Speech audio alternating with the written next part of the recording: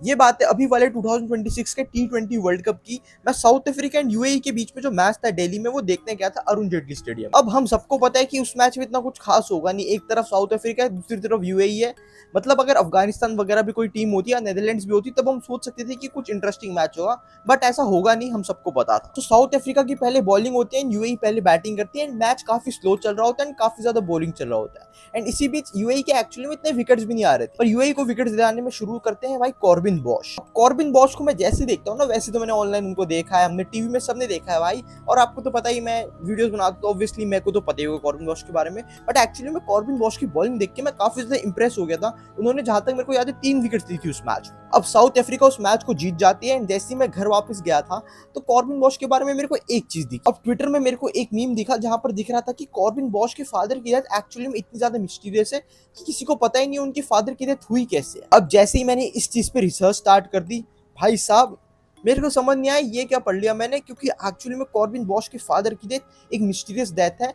And कोई mysterious death भी नहीं कह सकते, ये मर्डर था जो कि उनकी खुद की वाइफ ने करा था, मतलब कॉर्बिन बॉश की मदर ने। कॉर्बिन बॉश के फादर की बात करें तो कॉर्बिन बॉश के फादर एक्चुअली में एक क्रिकेटर थे, इनका नाम था टर्शियस बॉश। अब टर्शियस बॉश के 2 बच्चे थे, एक थे कॉर्बिन बॉश, दूसरे हैं ईथन बॉश। बॉश के खुद के क्रिकेट करियर की बात करें तो उन्होंने इंटरनेशनल करियर इतना तो नहीं खेला, इन्होंने सिर्फ एक टेस्ट मैच खेला एंड 2 ओडीआईस खेले।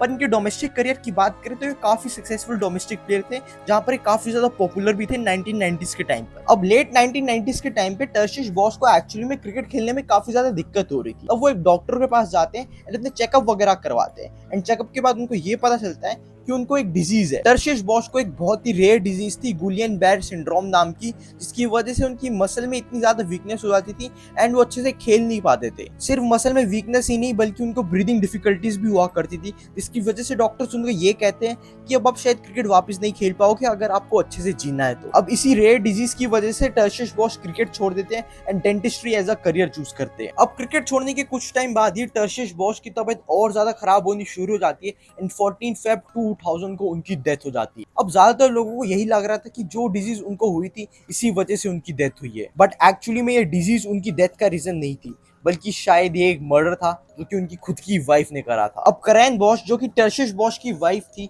वो जैसे ही टर्शियस बॉश की डेथ होती है उससे कुछ टाइम बाद ही एक नए लड़के के साथ घूमने लग जाती है एंड एक नए घर में चले जाती है। अब इस चीज को देख के जो टर्शियस बॉश की बहन होती है उनको काफी ज्यादा शक होता है इन पर एंड इसी वजह से वो करैन बॉश के पीछे एक प्राइवेट इन्वेस्टिगेटर को लगा देती है। अब प्राइवेट इन्वेस्टिगेटर लगाने के बाद टर्शियस बॉश की बहन को ये पता चलता है कि टर्शियस बॉश की जो वाइफ थी करैन बॉश, वो चीट कर रही थी टर्शियस बॉश पर। कहानी में हम जैसे आगे बढ़ते हैं, टर्शियस बॉश की जो बहन होती है उनको धीरे धीरे ये पता चलता है कि टर्शियस बॉश ने खुद एक प्राइवेट इन्वेस्टिगेटर लगवाया था अपनी वाइफ के पीछे, जहां वो पता करना चाहते थे कि क्या ये मेरे पे चीट करी है नहीं, क्योंकि उनको भी काफी ज्यादा शक हुआ करता था। अब अगर हम टाइम में थोड़े पीछे जाए तो 1977 में टर्शियस बॉश 3 लेटर लिखते हैं अपने बेस्ट फ्रेंड को, जहां पर वो उनको दे देते हैं उन लेटर्स को एंड कहते हैं कि अगर आने वाले टाइम में मेरी डेथ हो जाए तभी इन लेटर्स को खोल के देखना। अब जैसे ही उन 3 लेटर्स को खोला जाता है तो पहले लेटर्स में ये लिखा होता है टर्शियस बॉश ने कि मेरे को पता है कैरेन तुम मेरे पे चीट कर रही हो एंड मैंने तुम्हारे पीछे एक प्राइवेट इन्वेस्टिगेटर लगाया था जिसकी वजह से ये चीज मेरे को पता चली। अब जो दूसरा लेटर था वो अपने बड़े बेटे कॉर्बिन बॉश के लिए लिखते हैं,